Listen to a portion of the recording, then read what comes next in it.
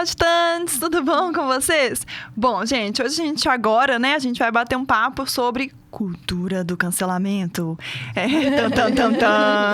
um tema muito polêmico, gente. Então, a gente espera do fundo do coração que vocês não cancelem a gente. E só pra vocês saberem, hoje é dia 27 de fevereiro de 2021. Então, a gente tá gravando hoje, mas pode ser que as coisas mudem. Não cancelem a gente por causa disso.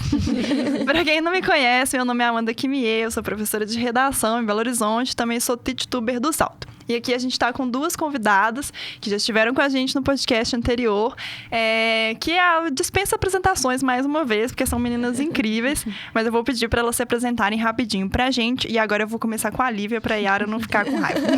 Oi, pessoal, meu nome é Lívia Winkler, também sou professora de redação aqui em Belo Horizonte, língua portuguesa. Meu nome é Yara, eu também sou professora de redação e linguagens aqui em BH. É engraçado como que a gente sempre se apresenta falando nossa profissão, né? Eu não consigo fazer diferente, é esquisito isso, né? Mas enfim, gente, a nossa ideia aqui é comentar um pouquinho sobre a cultura do cancelamento, trazer repertórios sobre isso e tentar abranger o assunto para além, eu acho, assim, porque a cultura do cancelamento vai esbarrar na ideia do saberativismo, né? Vai esbarrar na ideia também de alguns movimentos sociais, então acho que a gente vai acabar abrangendo muitos outros assuntos também, tá?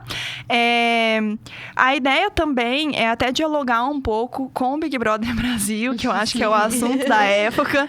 E aí compensa ser bem honesto com vocês, principalmente vocês, meninas, que vi um episódio só, o resto eu vi por meme e postagem no Twitter. Eu também. Então esse é o meu conteúdo que eu vou trazer sobre Big Brother, meme e postagem no Twitter. Eu tenho visto, gente, não vou mentir, eu gosto de uma alienação. E aí é o momento do final do meu dia, eu vejo Big Brother porque eu não quero pensar em nada. A Yara veio pra ser nossa consultora. Isso! A precisão e a cuidade dos fatos aqui trabalhados. Então, por favor, você falar qualquer cocô, corrige a gente, tá, bom. Yara? A Lívia também, né? Acho que viu pouco, né? Viu um pouco menos. Eu tô por dentro de tudo, porque o tanto que eu não vejo na TV, eu fico buscando na internet. Então, Isso, eu acho que eu sou aquela pessoa, sei lá, que viu o filme, sabe? Quando o fã-clube fica bravo que a pessoa não leu o livro, eu sou tipo assim. Ou quando você lê o resumo pra não ler o livro, sabe? Eu vejo o resumo na internet. Mas também eu acho que não tem como fugir, por mais que você não queira assistir Big Brother, tá todo mundo falando sobre na internet, no Twitter, então tá, tipo, insuportável, seja falando bem, seja discutindo o que eles estão fazendo lá dentro, como também os memes, então você tenta fugir, mas não consegue, um pouco, assim. Eu vi um vídeo, inclusive, gente, eu imagino que vocês duas também conhecem, amam, que é a Rita Von Hunt, do Tempero Drag, você conhece? Conheço. Eu sou completamente apaixonada, e ela fez um vídeo que ela chega a mencionar o Big Brother, ela até falou assim, mas é só um pouquinho, eu acho tão ótimo. Ela fala, vou falar, mas é só um pouquinho. E aí ela chega a mencionar o Big Brother, mas pra construir o porquê que todo mundo gosta tanto do Big Brother e essa, né? O mundo para quando começa o Big Brother, né? E, gente, vocês já repararam que a gente entrou em isolamento, era Big Brother, a gente ainda tá vendo Big Brother. Inclusive, realmente 2020 nunca acabou, né? Vendo Big Brother, porque a gente fez um grupo só pra falar de Big Brother. É porque não tinha como encontrar, né? Unindo pessoas e o povo fala que é uma alienação. Estabelecendo contato humano, né? Isolamento. E aí ela fala uma coisa bem legal, que ela fala que não é de hoje que a cultura brasileira valoriza a vida alheia. E ela fala, e principalmente a vida alheia doméstica. E, gente, isso faz tanto sentido. Porque, presta atenção, o que tem muito engajamento nas redes sociais? Vida alheia doméstica, né? Por que casos de família é tão famoso? Vida alheia doméstica. Big Brother, vida alheia doméstica. É ótimo isso, né? Eu nunca tinha pensado nisso. Eu achei incrível isso, né? A gente tava conversando antes do podcast que eu falei que eu não gosto tanto de assistir, porque eu gosto da parte da alienação, assim, só que eu prefiro ver na internet que tem as melhores partes, tipo, os barracos. As melhores alienações, né? Alienações. E o povo brigando por comida, as coisas assim. Lavar a louça, sei lá. E quando você vê o programa mesmo, às vezes eu comentei com as meninas, parecem uns amigos no sítio, sem nada pra fazer, sentado e cochichando ainda, porque eles têm que ficar combinando os votos. Uns amigos que não se gostam muito, né? Você gosta, que aí você viajou com aquela galera meio esquisita. Eu sinto essa vibe no BBB, tipo, putz, falaram que ia ser massa. Parece que é um amigo que chamou outro amigo que você não conhece. Tem umas pessoas aqui que eu até gosto, mas outras nem tanto, mas tem que conviver mesmo assim. Aí eu sinto essa vibe, aí era por isso. Aí agora que você falou isso, eu pensei, nossa, realmente faz todo sentido. né? É meio chata, às vezes, por causa disso, porque eles estão lá em casa, né? Exatamente. E aí, isso já diz muito das comparações que eu acho que muitas pessoas fazem, né? De que, o Big Brother representa muito a sociedade. Porque se a gente for parar pra pensar, seria essa representação da vida alheia doméstica que a gente, né, compartilha ali com essas pessoas o tempo inteiro. Bom, pra introduzir o conteúdo, a gente começa falando, né, um pouquinho do Big Brother. Acho que a gente vai entrar ali daqui a pouco. Mas a primeira indicação que eu queria trazer pra gente conversar, trazer pra mesa, é um podcast, que eu sei que vocês não escutam muito, mas esse eu indico. Ele é curtinho, que é um podcast da Folha de São Paulo também, que é o Café da Manhã. E na minha casa, a gente tem... Como vocês gostam de vida ali doméstica, as pessoas, então eu vou contar a minha casa. Na minha casa, eu tenho uma certa rotina, assim, que é acordar e colocar o Café da Manhã pra tocar. E aí tem um episódio específico, assim, que eu acho o nome dele incrível, que é Este Episódio Será Cancelado. E aí é um episódio que eles vão falar sobre a cultura do cancelamento, sobre os desdobramentos, sobre coisas positivas e negativas, né? Eu gosto muito de pensar nos desdobramentos, no que isso vai provocar, sabe? E aí eles trazem uma psicóloga, que é a Vera Iaconelli, e a Vera vai dando... Ela é psicóloga, ela também é colunista da Folha, e ela fez um artigo sobre cultura do cancelamento, e ela vai falando um pouquinho sobre esses desdobramentos. A Vera, pelo que ela mostra, ela é bem contra a cultura do cancelamento. Muitas das coisas que ela fala dialogam com o que eu penso, outras nem tanto. Mas ela começa falando sobre o lado positivo. Então, acho que é legal a gente, né, entrar nisso, porque como é um tema polêmico, acho que é legal a gente olhar para os dois lados, né? E sempre pensar nisso, né? Que o polêmico seria ter dois lados muito fortes, que entram em contrapontos, né? Eu acho que o tema polêmico, ele tem esse ponto muito positivo, que é ter pontos positivos e negativos e a gente conseguir discutir sobre eles. E ela começa falando sobre coisas positivas. E uma das coisas que ela traz é como que a cultura do cancelamento conseguiu colocar em pautas assuntos que eram negligenciados e que, às vezes, a gente não percebia, né?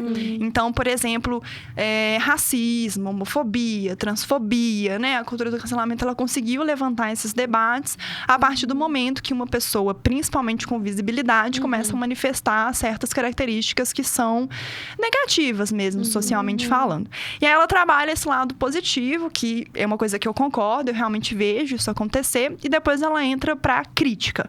Ela mais critica do que elogia, né? Então ela fala bem rápido dos pontos positivos, ela fala que tem esse desdobramento, que ela reconhece isso. Ela até chega a mencionar que ela fez um artigo, que ela usou a palavra denegrir, e aí chamaram a atenção dela, e ela falou que foi importante e tal, e que rolou meio uma certa cancelamento ali naquele momento, mas ela falou que foi importante e tal, enfim. E aí ela entra com os lados negativos. Uma das primeiras coisas que ela fala, e que é uma das coisas que mexem comigo mesmo, é que as pessoas que geralmente aderem a um cancelamento, ela fala que essas pessoas são ingênuas, porque ela fala que essas pessoas acreditam que elas estão eliminando o mal. Só que ela tenta mostrar que a vida virtual e a vida real são duas coisas muito diferentes. Então, se eu elimino alguém de uma rede social porque ela foi transfóbica ou porque ela foi racista, eu não tô eliminando o racismo do mundo, né? Eu não tô eliminando a pessoa de fato, né? E cancelar a pessoa na rede social não vai inibir que essa pessoa continue tendo atitudes negativas na realidade. Uma coisa que a gente vê é que o que as pessoas são na rede social e o que as pessoas são na vida real são duas coisas totalmente diferentes, né? Muito diferentes mesmo. E existe uma certa ingenuidade mesmo da cultura do cancelamento de que uma coisa de fato influencia demais na outra. E nem tanto assim, né? Então, esse é um dos primeiros pontos negativos que ela traz e que isso dialoga com várias outras coisas. Depois a gente pode falar um pouquinho mais sobre isso. Além dessa ideia da ingenuidade, né? De um mundo real não ser um mundo virtual, ela também fala que a cultura do cancelamento pode gerar um efeito contrário do que as pessoas queriam, né? Porque o que mais acontece vamos cancelar, sei lá, vou usar aqui a Anitta, que é um nome mais famoso. Mas vamos supor que eu nunca ouvi falar da Anitta na minha vida. Aí tá todo mundo falando, Anitta, porque Anitta, porque Anitta, porque Anitta. Aí eu vou lá saber quem que é a Anitta. Aí eu falo, música legal, né? Eu falo, que música legal. Que foto bonita, seguindo. E ela mostra que muitas vezes as pessoas que são canceladas, elas acabam adquirindo mais seguidores, mais fama, mais visibilidade do que são de fato canceladas. Então ela vai mostrando também isso, que ela ela chama de ingenuidade, né? Eu gosto dessa palavra porque ela mostra uma dificuldade de olhar para o mundo de uma forma um pouco mais abrangente, né? Que é essa ideia de que você vai cancelar e que vai dar sempre certo, é um pouco ingênuo. É um raciocínio meio mocinho e vilão, né? Que os vilões precisam ser punidos e vai dar certo, porque é assim que funciona, né? Essa ideia do vilão e do herói também é uma ideia bem legal de a gente pegar, porque a cultura do cancelamento ela é a morte do herói, né? Sim. É você colocar uma pessoa num pedestal e falar, Anitta é a deusa. E aí a Anitta dá um pequeno deslize e as pessoas acham um absurdo. E aí uma outra coisa que ela fala também, e esse é um ponto que eu queria bater mais na tecla, é que quando a gente cancela, a gente impede o diálogo. Nossa, sim. Se a gente... E aí eu sempre penso assim, o que faz as coisas mudarem? É o diálogo ou é o lacrar, né? No sentido de acabou o assunto, né? E a gente, sei lá, assim, eu acho que... Pela noção que eu tenho de educação e de mudança, eu acho que a mudança ela vem muito mais do diálogo do que do, igual você falou, né? A proibição, a inibição e etc. Pensa no seu pai e na sua mãe, né? Quando seu pai e sua mãe falou assim, você não vai na boate! Você vai escondido. Mas seu pai e sua mãe de conversar com você sobre o que tem numa boate, você repensa. Né? Então eu acho assim... claro, gente, não tô falando que boate é ruim, não. Gente, é só um exemplo bem ridículo. Mas vamos lá. Não, então, isso que... Primeiro, né, o que você falou do mundo real e do mundo virtual, né? Porque, até conversando com os meus amigos esses dias mesmo sobre o Big Brother e outras coisas, sobre cultura do cancelamento no geral. Porque parece que todo mundo é perfeito, geralmente, né? Então, eu vou te cancelar porque você tem que ser perfeito. Parece que tem uma exigência social que você não pode errar de jeito nenhum, sendo que a gente tá todo dia aprendendo uma coisa nova e aprendendo o que é certo e errado. Então, eu acho que a cultura do cancelamento, ela tira essa oportunidade de você aprender com o seu erro, de você entender o que tá certo, o que tá errado, e até de evoluir, de melhorar como indivíduo, né? E de ajudar o outro a evoluir, que eu acho que é o ponto central. E isso me lembra... Até voltando no podcast anterior, isso me lembra muito a ideia da Bell Hooks, né? De que o homem não é seu inimigo no movimento feminista. Ele precisa ser modificado igual todo mundo. Ele precisa sofrer por um processo de transformação como todo mundo, né?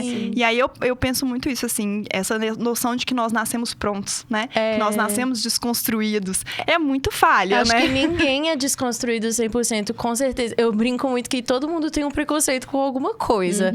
Desde que seja uma coisa muito pequena, tipo, sei lá, esses dias uma amiga minha falou assim, eu tenho preconceito contra gente que usa vestido com bota, eu não acho bonito, sabe? Eu tenho preconceito contra quem usa vestido com mochila. Sabe? Tipo assim, é um preconceito ridículo, mas desde que seja uma coisa muito pequena até um preconceito que possa, sei lá, prejudicar um grupo maior, né? Então, acho que todos nós vamos ter preconceito com alguma coisa em algum momento. E se você tá aberto a diálogo e tá aberto a melhorar, tudo bem. E eu acho que a cultura do cancelamento impede isso. Impede que a gente evolua, impede que a gente entenda que nós estamos errados e que a gente precisa rever os nossos conceitos, o modo como a gente enxerga o outro. Porque eu acho que é isso, né? A cultura do cancelamento quer que você tenha uma visão de tudo e que ela seja igual a de todo mundo, livre de todos os seus, sei lá, dos seus virtudes, do que você considera como certo e errado no mundo. E pensar que a gente é plural. Ninguém é igual a ninguém. Então, é difícil ser perfeito e não ter preconceito com nada, sabe? Pode falar. Perdão. Só pegando o gancho, porque é uma das indicações que a própria Vera e a Conelli dá no podcast, é o conto alienista do Machado de Assis. E aí ela faz essa associação, ela fala que é uma associação de brincadeira, mas que é uma associação porque não é tão igual, né? Mas ela fala como que, na história do alienista, a gente tem um protagonista, que é um médico psiquiátrico, que ele ele cria um hospital psiquiátrico, né? Na verdade, ele cria um manicômio na cidade onde ele tá, e ele vai destinando as pessoas que ele acha que tem algum problema psiquiátrico para esse hospital. E aí ele vai muito no julgamento dele do que é loucura. E não tem essa coisa de dividir a loucura, né? A loucura é loucura por si só. E aí ele vai julgando, loucura, né? Sim, ele vai julgando as pessoas que ele acredita que são loucas e colocando essas pessoas dentro desse hospital. E aí, à medida que ele vai ganhando poder, né? Que as pessoas ganhando poder no sentido de aprovação, aumenta o número de pessoas ali dentro. Até chegar um momento que ele é o único que tá do lado de fora. E aí ela mostra que como que a associação que ela faz, né, é que o cancelador, ele ignora que as pessoas são diferentes. Sim. E acredita que a diferença é o erro, a diferença é o errado, a diferença vai pro manicômio, digamos assim, né? A diferença é cancelada.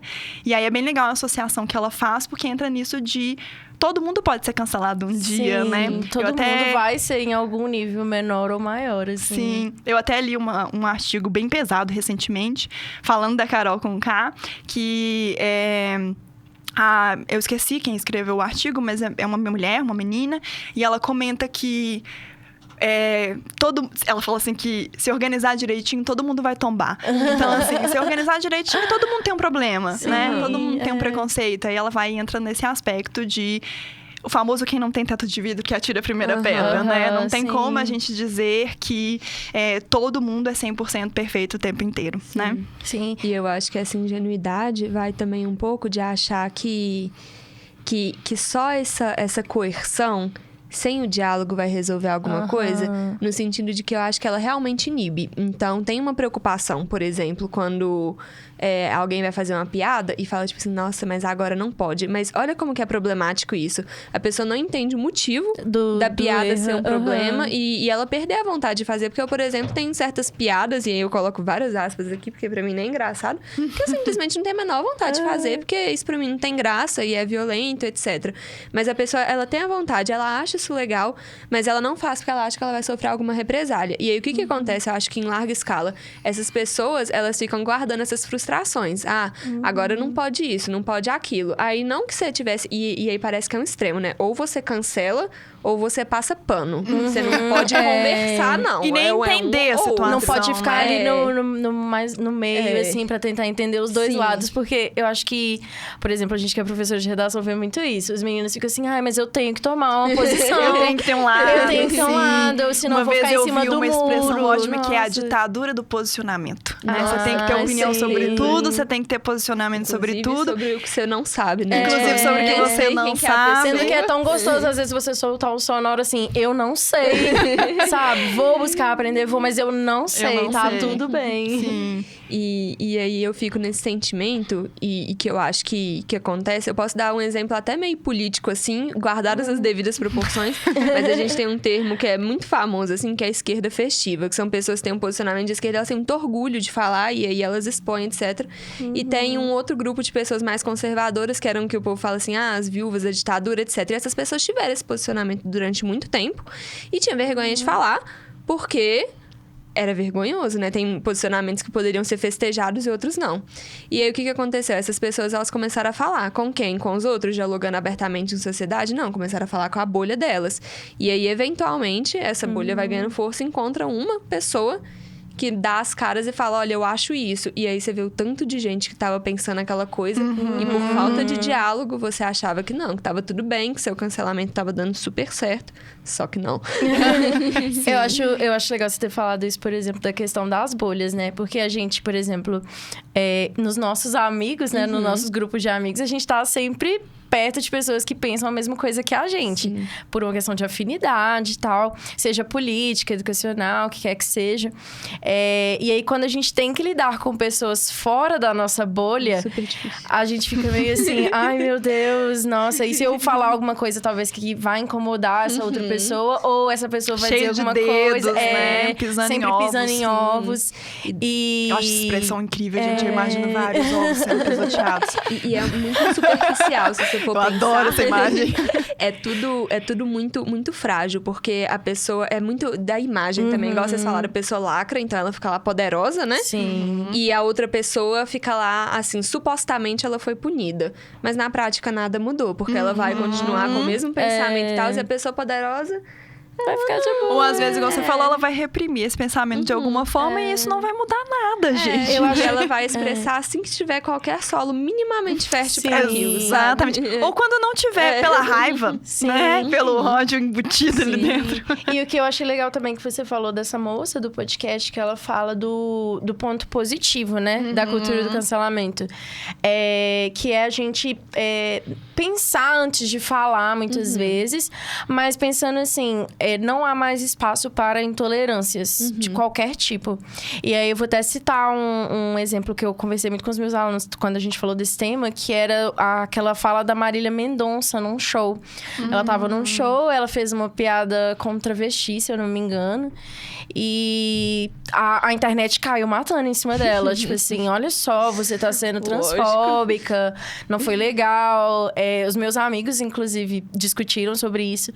Mas, depois ela se retratou, ela pediu desculpa. Ela falou, olha, que bom que vocês me falaram isso, porque eu nunca tinha pensado que isso que eu disse foi legal. E aí eu vi, mesmo assim, depois ela pedir desculpa, as pessoas, não importa, você errou e é isso. E pronto, né? Isso é definitivo. É isso que vai reger meu relacionamento com você daqui pra frente, né? Imagina, gente, se todos os relacionamentos de amizade, namoro fossem assim, não imagina, na República, a pessoa comeu brigadeiro, tá cancelada. Pode pegar suas coisas, vai embora daqui. Nunca mais quero morar com você. E aí, tipo assim, eu entendo, por exemplo, que ela feriu pessoas, e essas pessoas têm o direito de ficar magoada com a atitude dela. Mas, ao mesmo tempo, eu acho que se ela repensou e aquilo foi legal, né? Beleza.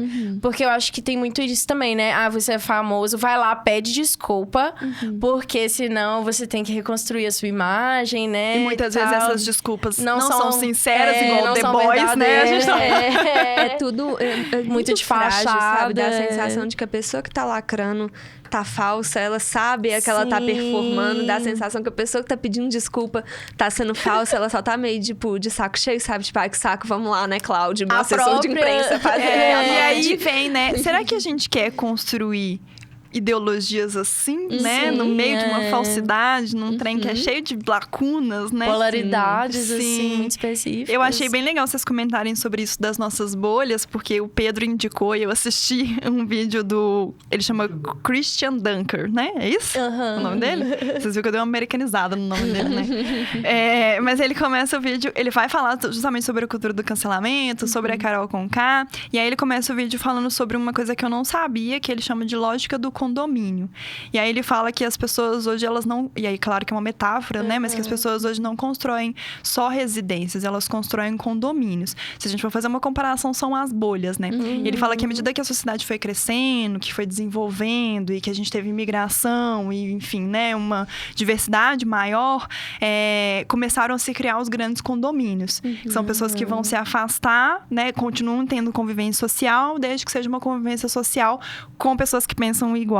E aí ele vai mostrando como que essa lógica do condomínio, ela foi para as redes sociais, ela foi para a internet. E ele falou que a internet é um mundo das possibilidades, né? Na internet você lida com opiniões diversas de todos os tipos, padrões estéticos e, enfim, muitas diferenças. E ele fala que a gente chegou num momento de crise mesmo, né? A gente chegou num momento em que as diferenças, elas estão gritantes. E aí eu gosto muito dessa associação que ele faz, né? Como se a internet, ela piorasse essa lógica do condomínio, essa lógica do eu não quero lidar com o diferente. E aí, quando você tem que lidar com o diferente, o que você faz? Você rejeita, né? É a forma que você vê, a possibilidade que você vê de lidar com o diferente é pela rejeição. E eu achei isso bem legal. Um outro ponto que ele traz, e aí a gente vai tentar abranger mesmo, assim, porque o que ele trouxe foi muito importante para minha maneira de ver o cancelamento, que ele disse que cancelamento pode dizer várias coisas, né? Existem vários tipos de cancelamento. E aí uma coisa que ele fala é o cancelamento social. Ele fala, as pessoas já são canceladas institucionalmente, né? No sentido de... a educação para essas pessoas foi cancelada, a renda para essas pessoas foi cancelada. Sim, e ele vai falando desses grupos marginalizados que foram excluídos e ele chama isso de cancelamento. E eu acho bem interessante que aí ele fala que quando as pessoas são muito canceladas na vida real, né, quando elas são canceladas na educação, quando elas são canceladas nos direitos, elas passam a querer cancelar também, né? Como é que é? A educação não é libertadora. Exatamente. Aí ele até fala, isso é uma lógica freiriana. A própria Carol Conká, né? Ela... Exatamente, aí ele entra na Carol. E a Carol teve a vida toda cancelada. Ela fala até da mãe dela, que, tipo assim, no momento que ela maltrata o Lucas, né, na casa, põe ele pra comer sozinho, exclui ele de tudo. E aí tem um determinado momento que ela fala assim, não, eu sou assim porque a minha mãe me criou assim. Quando eu fazia uma coisa errada, ela ficava dias sem falar comigo. E é assim que eu vivo. Tipo assim, isso é normal e é assim que eu reproduzo meu comportamento. Mas não acho certo. Mas faz sentido. Mas faz todo faz sentido muito isso que ele fala. Claro que esse não é o melhor, né? Essa não é a melhor forma de lidar com aquilo que a gente vivencia. Mas isso que ele fala é bem interessante. De as pessoas já são canceladas. A educação, ela já é opressora, né? A gente já tem um local em que a gente é silenciado o tempo inteiro, né? Principalmente quando a gente pensa em classes marginalizadas mesmo. E aí, reproduzir essa opressão é muito comum. Essa visão dele foi bem interessante porque é querer olhar também para a pessoa que cancela, né? O que acontece com ela, né? O que acontece por trás disso? Quais são os motivos, cancelar, né? As causas, pensando em redação, inclusive, né? A gente falou muito dos desdobramentos. Então, o que leva as pessoas a cancelarem? E a gente tem tanto essa lógica do condomínio, quanto esse cancelamento da vida real mesmo, né? Esse cancelamento da opressão.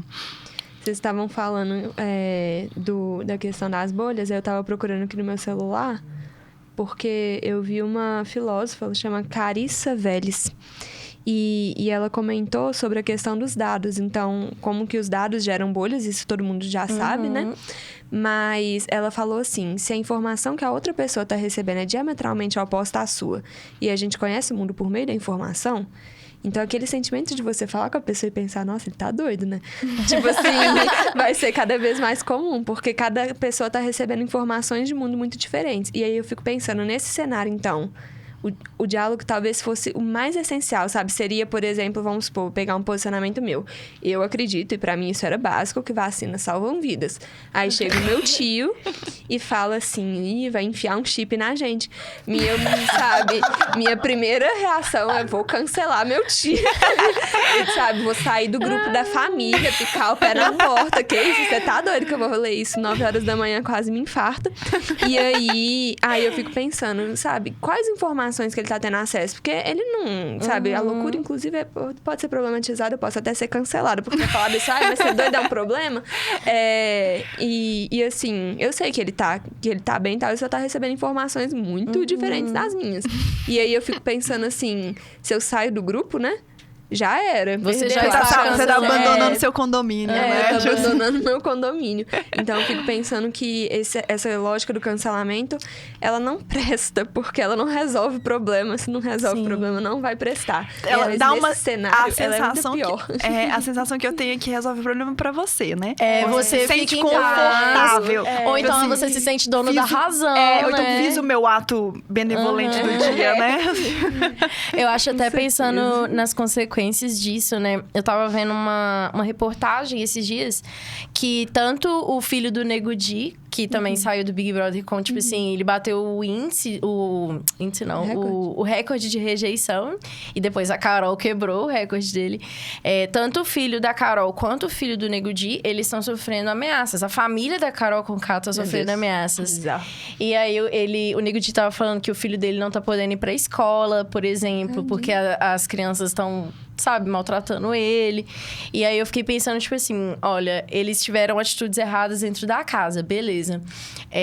Mas a família dele vai sofrer por causa disso? Sabe? Pessoas que não necessariamente tem relação direta com o que aconteceu ali. Sim. E mesmo se estivesse, né, com que intuito? Tipo assim, que problema que vai resolver, sabe? Você tá indo contra uma pessoa que você considera que ela teve atitudes ruins com violência, sabe? É engraçadinho, né? Até se você for ver a lógica. Tipo, nossa, como você combater violência com violência. Eu acho como que você violentou e te excluiu, eu vou te violentar e excluir também. Então, eu acho que isso foi o que...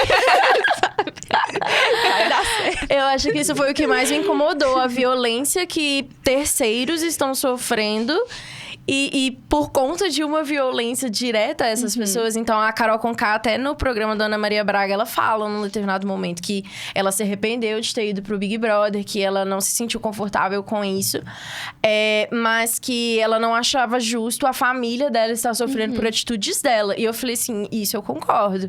Eu não acho que o filho dela, que é adolescente, sabe, deveria sofrer isso. A mãe dela, se ela é de um determinado jeito, beleza e tal, ela que lide com isso, com as consequências dos atos dela, mas também não de maneira violenta. Não desejo violência nenhuma pra Carol Conká, de forma alguma. Isso não é uma apologia, né, aqui a esse tipo de atitude.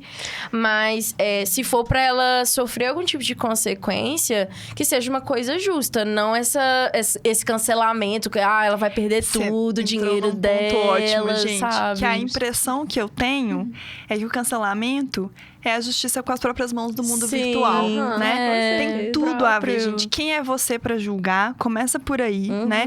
Qual é o parâmetro que você tá usando pra poder julgar? O que você sabe sobre o que realmente aconteceu? Porque é legal a gente lembrar que Big Brother tem recorte, né? Eu acho que isso é importante a gente falar. Que o Big Brother tem uma parte roteirizada. Eu não tô falando que eles vão falar aquilo que foi roteirizado. Mas tem todo um trabalho com essas pessoas antes de elas entrarem ali, né? A gente não pode... Elas são bem selecionadas, né? Exatamente. E é legal a gente pensar como é que a própria lógica do Big Brother é a lógica do cancelamento, porque os participantes não lutam pra ser o mais querido, eles lutam pra não ser o menos querido, né? Eles lutam pra não serem mandados embora. Inclusive, no começo, eles já entraram, tipo assim, qualquer coisa que eu disser, qualquer coisa que eu fizer, eu vou ser cancelada lá fora e tal. Eles estavam muito preocupados com isso. E isso inibe muita coisa, né? Isso inibe muitas possibilidades de diálogo, igual a gente estava conversando. Expor esses problemas, né? Expor tudo isso que está acontecendo no Big Brother é importante pro diálogo. E se a gente cancela, não tem diálogo, né? Esse que é o ponto mais importante, assim, a exclusão, ter sempre alguém que é pior, já é a história do Big Brother, né? E o Christian Dunker, ele faz também essa associação que eu achei bem legal entre Perdi, gente, o que eu ia falar? Que era justamente isso de lógica... que ele fala que as condições psicológicas do Big Brother são insalubres para os participantes. E aí ele vai falando sobre isso do cancelar. A gente cancela os participantes o tempo inteiro e eles cancelam quem tá lá dentro, né? Então eles são cancelados, eles cancelam também. O ato de eliminar, né? Eu não gosto de você, vou te eliminar. E olha como que é muito parecido com a cultura do cancelamento. É como se eliminasse um participante se fosse melhorar o que tá aqui na casa, né? E será que vai mesmo, né, gente? A diferença é que aqui não tem como a gente eliminar, pelo menos não legalmente, né? E se tivesse aquele negócio, não vai resolver. A pessoa vai continuar existindo. Seria bem igual a casinha do alienista mesmo. Ia todo mundo ser eliminado e a gente pode montar o time dos cancelados, somos né? todos cancelados. Mas eu sinto que nessa questão, por exemplo, igual do Big Brother, uma coisa que eu achei bem desconfortável foi que eu fui ver a cena em que o Lucas chega na casa e ele vai, parece que tomar café, né? E aí ninguém fala com ele e tal. Isso me lembrou tanto um contexto escolar. Nossa, E aí eu via, e eu assim... Aí você vê o nível da ingenuidade, né? Você lembrou do fundamental. Pareceu cena de bullying, né? Indignadas, assim, eu pensando, nossa, mas essa pessoa aí que eu tô vendo, fazendo isso nos stories, ela faz isso na escola. E na escola, igual, me deixou muito desconfortável os participantes que ficaram quietos. E aí eu lembrei de mim mesma na escola, porque eu vi essas coisas acontecendo. Tipo, uma pessoa excluída. E eu não cheguei lá linda, lacrando, cancelando os canceladores, até porque senão eu ia ser cancelada na escola, que eu era o grupo mais fraco. Então, é uma lógica muito do medo, né? Tipo, que perpetua, muito fraco isso. Sim. Entrando em mais uma indicação, que é uma indicação que eu acho que é geral de todas nós, é um episódio do Black Mirror, que é o White Christmas. O episódio como um todo não fala sobre o cancelamento, mas a gente tem alguns detalhes ali que podem a gente pode fazer associação. Black Mirror, pra quem não conhece, né? Falar pros meninos, é uma série disponível na Netflix. É uma série que tem, acho que 4 temporadas ou 5? Agora acho que são 4. São 4? Alguma coisa assim. O legal do... Enfim, gente. Tem uma quantidade razoável de temporadas. E o legal é que os episódios... tem muita coisa pra assistir. Os episódios são independentes, Isso, né? Esse é um ponto legal, né? Que os episódios são independentes. Então, esse é super possível assistir sem, né? Sem seguir uma ordem. Eu esqueci de anotar qual é a temporada e o episódio, mas ele chama White Christmas, é bem tranquilinho de achar. E aí tem só contextualizando também, o Black Mirror ele vai trazer também uma distopia, né? Uma realidade distópica. E o que mais incomoda no Black Mirror é que essa realidade distópica, ela não é tão futurística, assim. Ela é bem mais próxima da gente, né? Muitas coisas que estão ali dialogam com o que a gente já tá vivendo nesse momento. Muita coisa mesmo.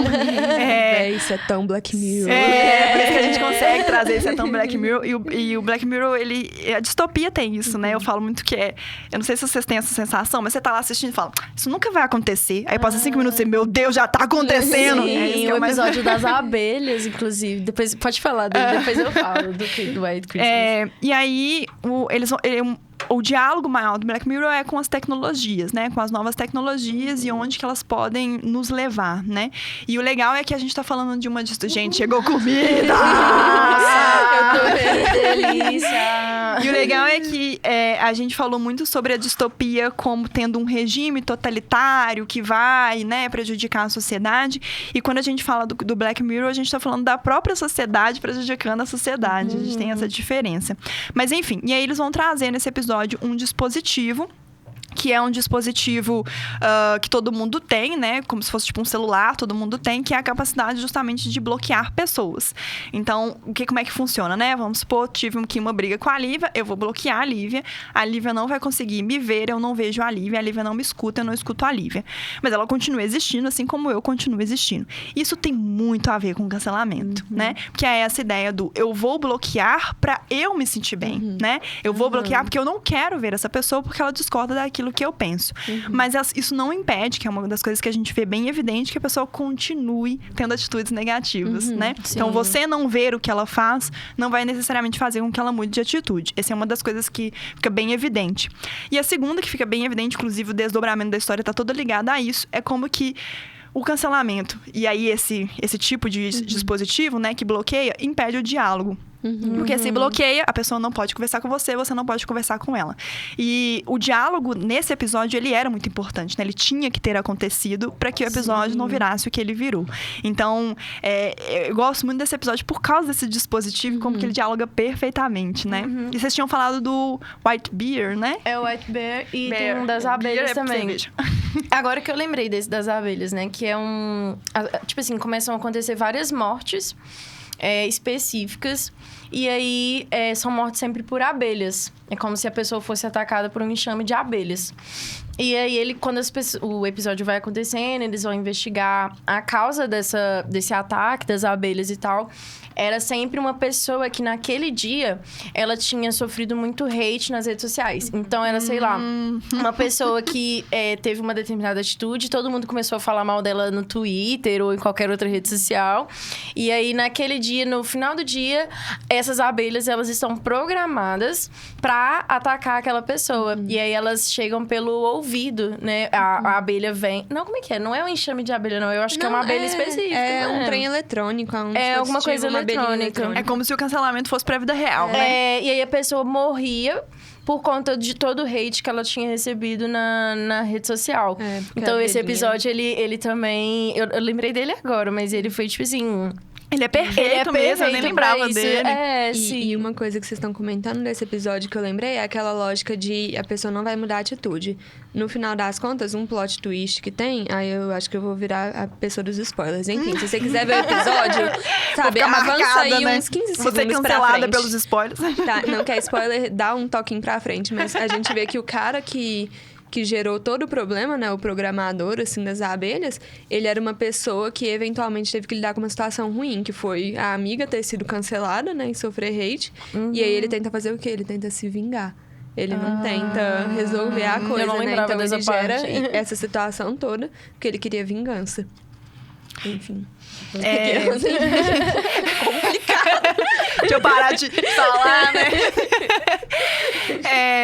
Uma outra coisa também que eu achei bem legal é Mais uma vez eu vou citar o Christian Dunker, porque ele... Nossa, gente, essa análise é muito boa, gente. Eu fiquei assim, ó... Sabe quando você fica vidrado o tempo inteiro assistindo uma coisa? Foi muito bom, gente. Fica a dica. O vídeo dele é muito bom. Ele fala também sobre como a cultura do cancelamento, ela prevê, né, antes dela acontecer, um certo vínculo com a pessoa que vai ser cancelada no futuro. E aí ele cria uma metáfora que eu achei incrível, que é a metáfora do investimento. Ele fala que quando você se relaciona com alguém via internet, você investe naquela pessoa, no sentido de você investe tempo, né? Porque você começa a consumir aquilo que ela faz. Você investe engajamento mesmo, né? Você investe curtida, você investe comentário, tempo. Sim. E aí ele fala que então existe ali uma relação de proximidade muito grande, aquela pessoa vai representar. E é legal a gente reafirmar isso, que vai representar de forma ficcional, gente. Internet não é realidade, né? Muitas das coisas que você gosta, que você queria, né? Então ele fala, ela vai representar uma relação de trabalho que você queria, ela vai representar uma relação de, sei lá, de amor que você queria, de relacionamento. E aí ele fala que quando essa pessoa escorrega, né? Que aí quando vem a pequena diferença... aí vem de novo a lógica do investimento. Você quer o dinheiro de volta, né? Você quer aquilo que você investiu de volta. E ele fala, e como é que você consegue aquilo? Cancelando. Porque ela vai ter menos engajamento, porque ela vai ter tudo aquilo que você deu pra ela, vai voltar pra você. De certa forma. E aí eu achei essa visão bem interessante, porque aí ele vai mostrando essa ideia da lógica do herói, né? Da idealização, isso, né? Você idealiza. E será que o problema então tá na pessoa ou tá em quem idealiza, eu né? acho que o problema tá na gente também, que idealiza né? Como se aquela pessoa que você idolatra, o seu ídolo, né? Fosse perfeita, fosse não passível de erro. Eu lembro até, inclusive, de uma situação que aconteceu com o Djonga. Porque a gente, né, eu no caso, né? As pessoas, de modo geral. Toda vez que a gente quer que as pessoas concordem, a gente. Porque o Djonga, ele de certa forma, ele tem uma certa coerência com os discursos dele, com as atitudes dele. Mas na pandemia, ele fez um show bem, assim, no ápice das mortes. E o show voltado para um público mais pobre, né? E aí, ele fez ele pulou, assim, no meio do público e tal. E aí, depois ele fez um vídeo pedindo desculpas e tal. E ele sumiu da internet. Então, ele tá sumido das redes sociais. Tá esperando acabar essa história, né? E eu lembro que no dia eu vi esse vídeo, eu fiquei assim, nossa, eu tô muito decepcionada com o Djonga. Mas como se o Djonga fosse, sei lá, um amigo meu, uma pessoa da minha família. Como se eu tivesse o direito de ficar triste. Depois eu falei assim, eu não vou cancelar ele. Ele é uma pessoa passível de erro. Sim. Eu posso estar passando pano? Posso, mas... Mas sabe? É um pouco isso que a Lívia falou, né? Será que tem que ser 880? Sim, será que se eu olhar de uma forma mais abrangente, eu tô necessariamente passando pano, né? Será que se eu tentar ver o contexto em que a Carol com o K viveu e etc, eu estou passando pano, né? E aí vem essa noção que eu acho que é muito ruim mesmo, né? Que tem que ser um ou outro. Uma outra coisa também que eu achei interessante é essa construção também de uma certa moralidade, né? De que você coloca ali os princípios na pessoa, você deposita os seus princípios na pessoa. E acha que ela é obrigada a corresponder. Isso, você deposita a sua moral na pessoa e você espera que essa pessoa te corresponda de alguma forma. E aí, quando vem a quebra, então você... ele até faz uma associação com a ideia da própria psicanálise mesmo, né? Que é você constrói um pai para depois matar esse pai. Eu lembrei muito, quando ele falou sobre isso, do Umbrella Academy. Não sei se você lembra, que também tem essa ideia da idealização, né? E quando eles lidam com a primeira repulsa, tem Então, eu achei isso bem legal. E é interessante a gente pensar que essa noção de construir um ser idealizado e depois querer matar esse ser idealizado, né? Cancelar, que é o que a gente está vivendo hoje... Apesar de a internet ter amplificado, você lembra do John Lennon? Eu acho que é uma ótima representação dessa ideia. John Lennon foi assassinado por um fã que justamente achava que aquilo que ele pregava e aquilo que ele fazia não era condizente. Foi né? cancelado na vida real. Foi assim, cancelado de uma forma... Eu sabia que era um fã, mas eu não sabia que tinha essa justificativa. Era um fã que acho que era apaixonado por ele. Era uma coisa assim. Ele achava um absurdo as músicas dele pregar igualdade, paz, enfim. e ele ser rico, né? Que ele é um cara rico. E aí ele via essas contradições e isso foi o que... Ele falou que não tinha como uma pessoa tão contraditória continuar viva. Essa ideia de... Sendo que, nossa, citando até a fala da BBB do ano passado, acho você incoerente, você está onde te convém. Todo mundo é incoerente e está onde convém, gente. Sim. Não tem como. E assim, vamos supor. Vamos supor que eu tô supondo. que o objetivo maior fosse realmente uma preocupação legítima com a causa, sabe? Então, nossa, eu tô profundamente incomodado que isso aconteceu, porque foi, por exemplo, tortura psicológica, racismo e outros problemas que são realmente muito sérios. Mas o que eu sinto é que aí pegam pautas que são legítimas e muito sérias e muito necessárias, e aí, em vez de usar toda essa energia, esse gás, pra tentar fazer alguma coisa que presta, fica focando numa única pessoa, como se essa pessoa única... O ódio seletivo. Fosse mudar estruturas super complexas, sabe? E aí dá também essa sensação, tipo, dever de casa feito. Aí chega na escola no dia seguinte e ignora o coleguinha. Depois de cancelar a Carol Conká, sabe? Exatamente. De novo, a gente entra nessa ideia de estar tudo interligado, né? Pra quem não escutou o podcast anterior, escutem, que a gente falou do 1984. E aí, uma das coisas que a gente falou foi justamente... Uma das coisas que eu falei foi isso, de você precisar ter uma figura pra depositar o seu ódio, né? Sim. Então, gente, a gente tem ódio contra racismo? A gente tem. A gente tem ódio contra machismo? A gente tem. Mas precisa ter uma pessoa? Porque, assim, não é uma pessoa que é racista, não. Isso, né? Até no livro, eu acho que foi no Pequeno Manual Antirracista, a Djamila fala que ela cita 2 pesquisas, ou, na verdade, não lembro se eram 2 pesquisas ou se foi um estudo que fez 2 estatísticas, que era que sim. Você conhece alguém racista? Sim. Aí tinha, tipo, uma porcentagem muito alta dos brasileiros falou que sim. E aí depois vem, você se considera racista? E aí não. E aí quando batia, tinha, tipo assim, nossa, uma cacetada muita de gente. Pessoas. Onde estão esses racistas horríveis? Onde será que eles estão, meu Deus do céu, Exatamente. sabe? Porque, tipo, todo mundo acha que o outro é racista, mas ninguém conseguia se identificar quando racista. Aí, né, até eu que sou de humanos, quando eu olho assim, a conta não fecha. Você tem que vai. Não era isso.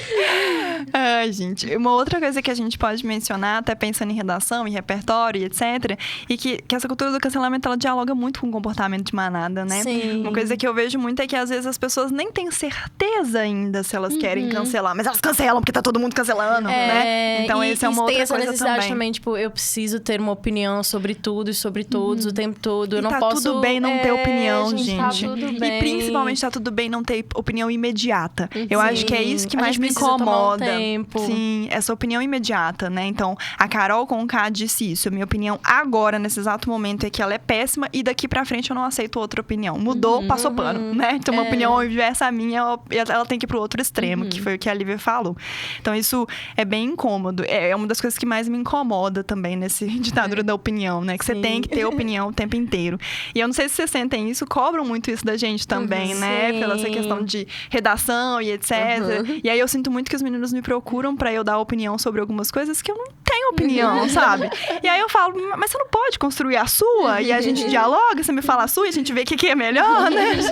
Enfim, e aí isso me incomoda muito, essa opinião imediata, essa opinião sem pesquisa, essa opinião sem pensar, essa opinião com base em stories, sabe? Tipo, você assistiu o story de uma pessoa e agora eu tenho opinião. Tweets. Com base no tweet, O Twitter, pra né? mim, é a rede social que mais tem essa ditadura da opinião. Sim. Nossa. Sim, isso é bem evidente mesmo. O silêncio da Anitta sobre o Naná é ensurdecedor, né? Tipo assim, tem que falar. Tem que falar alguma coisa. Sim. E aí a pessoa fala, aí fala porcaria e vem cancelada. Pois é. Você tem que falar. Mas fala uma merda. Mas não gostei do que você disse, transfere. Você tem que falar, mas aí. você tem que falar aquilo que eu quero, né? Você tem que falar, mas tem que falar aquilo que me dá conforto, aquilo que vai reforçar o que eu já penso, né? Então, cadê o diálogo? Cadê a diferença?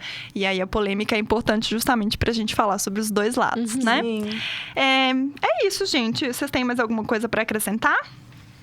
Eu acho que, basicamente, né, quando os meninos pensam em repertório, às vezes eles têm dificuldade, às vezes a gente também fica assim, nossa, é mesmo, tem um monte de coisa, mas ao mesmo tempo não tem nada. Mas uma vez uma aluna minha usou o John Locke pra falar disso, da tábula rasa, né, de que a gente nasce, a gente vai crescendo, vai se moldando e vai aceitando o que é certo, errado, vai mudando. Então, esse repertório ficou aí na minha cabeça, até coloquei na listinha, porque tem isso, a gente nasce com uma tábula em branco, não sabe as coisas. E à medida que vai crescendo, vai mudando de opinião. E tá tudo bem mudar de opinião. Eu acho que não é, tipo assim, agora eu estou te punindo e vou passar pano. Mas é pensar que, tipo assim, olha, eu mudei de opinião sobre essa pessoa, eu refleti e não quero mais cancelar. Ou antes eu não cancelava e pensei melhor, não, realmente, isso aqui não é legal. Então, eu acho que é legal pegar esse repertório também pra pensar nisso, que a gente tá sempre em constante mudança, em constante evolução. Sim, eu lembrei de uma fala do Paulo Freire que eu acho muito bonita. Foi uma fala de entrevista, nem foi de teoria, mas que ele fala que nós somos seres inacabados. Sim. Ele fala isso pra mostrar, na verdade, que não é só na escola que a gente aprende, né? A gente aprende o tempo inteiro. Mas isso eu acho que dá pra levar pra várias coisas, né? A gente não aprende quando a gente vira adulto. Pelo contrário, meninos. Quando a gente vira adulto, a gente tá muito perdido. Mas a gente não aprende, né? Quando a gente sai da escola. A gente não aprende só quando a gente sai da faculdade e acabou. A gente tá sempre aprendendo, vai sempre né? tomando baques também, eu acho, né? Sendo chicoteado mesmo, né? A gente apanha muito na vida. A gente tava lembrando do caso da Winona Ryder. Ela é a atriz, uma das atrizes principais de Stranger Things. E ela, pra quem não lembra, a presença dela em Stranger Things foi muito comentada porque ela andou sumida. E ela andou sumida porque ela foi cancelada. Ela era, acho que, cleptomaníaca. Eu acho que ela é clepto. Não entendo muito bem. E aí ela roubou umas gravatas. E aí ela foi pega roubando as gravatas. E as pessoas decidiram, poxa, roubar as gravatas, né? Nunca mais vamos te oferecer nenhum emprego. E aí ela sumiu da indústria, tipo, cinematográfica, assim. E o Stranger Things foi, de certa forma, um retorno. E então, é só pra falar que sempre existiu. Mas parece que agora piorou, né? Parece que piorou um pouquinho, porque agora a gente cancela todo mundo o tempo todo por qualquer motivo. E eu fico pensando que isso reflete muito, essa lógica das redes sociais reflete muito no macro. E aí eu me pergunto assim, parece uma coisa individual, sei lá, e fazer um tweetzinho, né? A gente se responsabiliza muito pouco pelo que a gente faz na internet. Mas eu lembrei da posse do Biden, e o Trump não foi. Então, me dá essa sensação de que a proporção que a gente vai banalizando essas atitudes, esse tipo assim, trancar, bater a porta, não vou conversar, isso vai se tornando aceitável, e um pouquinho mais aceitável, e um pouquinho mais de um jeito que parece que não dá pra coexistir. E aí, quando a gente vai ver na política, por exemplo, é baixaria, porque a pessoa não consegue, tipo assim, sentar, dominar o nojo, o asco que ela tem por aquela outra opinião terrível. E é horrível fazer isso, tá? Que a gente tá falando aqui, não, então as pessoas são muito pouco evoluídas. E aí vai botar pra conversar pra ver se... Então, ter essa primeira... Que eu acho que é a aversão mesmo que a gente sente, dependendo do outro posicionamento. Então, controlar isso que não é fácil, mas é uma sensação assim, é uma obrigação, sabe? Você tem que conseguir se controlar, sentar, conversar, ou então pensar qual que vai ser uma outra oportunidade e tentar criar esses pontos, né? Porque ter o mínimo de civilidade, né? Isso vai refletindo e fragilizando estruturas que são muito importantes pra gente. Tipo, a democracia, por exemplo, a base é o diálogo, né? Se você não conversa... Fica um pouco complicado. Fica um pouco complicado. Vou continuar o momento resumo sem resumo, que a Lívia colocou na pauta, eu achei isso ótimo, assim, ó. Bauman? Será que fala? Será que não?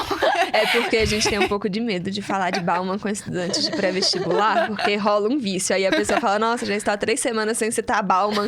Aí vem alguém e menciona, e a pessoa, ixi! Tem que citar, né? Tem que citar o Bauman. Às vezes o tema não era lá aquelas coisas que a gente tem medo. Aí eu botei na pauta, será, né? Bauman.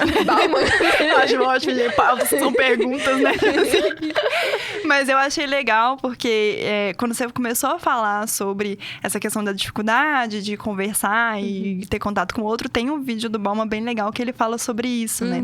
Que ele fala como que ele vai falar sobre o amigo de Facebook. Que aí ele fala, uma vez um viciado... E eu acho o jeitinho dele de falar ótimo, né? A gente adora essas pessoas que falam desse jeito, que você vai se envolvendo.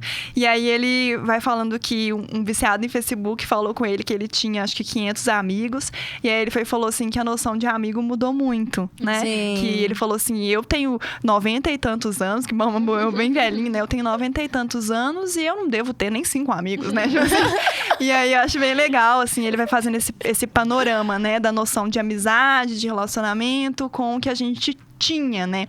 E aí ele vai falando que ele viveu num mundo em que não existia o Facebook. A gente também viveu nesse mundo. Sim. Vocês lembram? Pessoas que existia um mundo que a gente não tinha. Nossa, isso. Eu pagava pra enviar SMS. Como é que a gente ia mandar hate pros outros? Ia ser muito caro fazer um cancelamento. Espalhar fake news, né? Mas aí ele vai e fala disso, de que ele viveu num mundo sem Facebook e que pra você resolver conflitos de relacionamento era muito difícil, né? Era difícil conversar com a pessoa. Era difícil entrar num consenso. Ele falava, era um momento difícil da nossa vida, mas era assim que a gente aprendia a se relacionar. Ele falou, e hoje é muito fácil, porque se você tem 500 amigos, você deleta um, fica com 499, e amanhã aparece mais um, você volta a ter 500, né? Então ele fala como que é muito tranquilo hoje em dia resolver problemas, mas esses problemas, eles não são de fato resolvidos, né? As pessoas, em vez de entrar em contato, conversar, resolver e entender o que está acontecendo, né? Igual eu falei, olhar de uma forma mais abrangente, fora do umbigo, né? É muito difícil. As pessoas preferem excluir, bloquear. Vou te excluir, te bloquear. Eu tava segurando. Essa música é perfeita, né? E assim a gente termina o podcast hoje. Esta bela reflexão, Nando Bauman da música. Mas é isso, assim, eu fiquei pensando muito nisso, como que realmente, né, eu lembro dos meus conflitos na adolescência, dos meus conflitos na infância, eram conflitos difíceis de resolver, mas eram conflitos que a gente dava um jeito de resolver, né? Nem que ficasse ali aquela sensação de perder uma amizade, mas você resolveu um conflito, né? E hoje esses conflitos não são resolvidos mais, olha que loucura, né? Tanto que eu acho que é nesse vídeo que ele fala que as redes sociais são uma armadilha, eu acho que esse termo armadilha é perfeito, é muito bom. Porque dá aquela sensação, tipo, top, resolvi, né? Acabei com o racismo, acabei com essa pessoa inconveniente, excluí. Você vai sendo atraído por aquilo, né? A anticiência do mundo é o capitão, né? Todo mundo resolvendo vários problemas, né? Mas algum mecanismo misterioso faz com que eles continuem aqui. Existindo, que né? estranho, né? Aquele TikTok, how bizarre, tipo Ai, gente, agora a gente vai pro momento resumo de fato. Então, vamos lá. Bom, gente, a gente começou o podcast falando um pouco sobre o Big Brother, sobre essa noção do ambiente doméstico, né, ser atrativo. E aí depois a gente falou sobre a primeira indicação que a gente deu, que foi o podcast Este Episódio Será Cancelado, que é do Café da Manhã. Ele entrevista a Vera Iaconelli, vale muito a pena vocês pesquisarem um pouco sobre ela tem artigos bem interessantes, ela é colunista da Folha de São Paulo. E aí a gente falou que a própria Vera mencionou o Alienista do Machado de Assis, que é uma obra que vai mexer com essa ideia de quem não tem teto de vidro que atire a primeira pedra. Lembrei da música da Pitty. A gente comentou também sobre o vídeo do Christian Dunker, que eu não sei o nome do vídeo, e aí a gente coloca pra vocês depois na descrição do YouTube. O vídeo dele tá no YouTube, inclusive. A gente também falou sobre o Black Mirror, e a gente falou de 2 episódios, né? Um são das abelhas e o outro é White Christmas. Os episódios estão disponíveis na Netflix. Vale muito a pena assistir Black Mirror na íntegra, na minha opinião. Pra redação, pra vida e pra sofrer. Puro sofrimento. Puro mesmo. sofrimento. A gente comentou sobre a Carol Conká, né? Que foi um dos focos, mas não principal. A gente também falou sobre Marília Mendonça, ela ter sofrido também um cancelamento por ter sido transfóbica. A Yara falou sobre a teoria da tábula rasa do John Locke, que é ótima, né? A Lívia comentou no finalzinho aqui sobre o Stranger Things, né? Isso. E, por último, a gente mencionou o Bauman, que não é a única fonte de pesquisa do mundo, mas que dialoga bem com essa ideia do cancelamento, que dá pra usar, assim, na cultura do cancelamento. E vale muito a pena assistir esse vídeo. Se rolar, eu coloco pra vocês na descrição também. É isso, gente. Um beijo e um queijo pra vocês. Espero que vocês tenham gostado. Se vocês não odeiem a gente, não cancelem a gente. Beijo, tchau, tchau. Até a próxima, se a gente não for cancelada.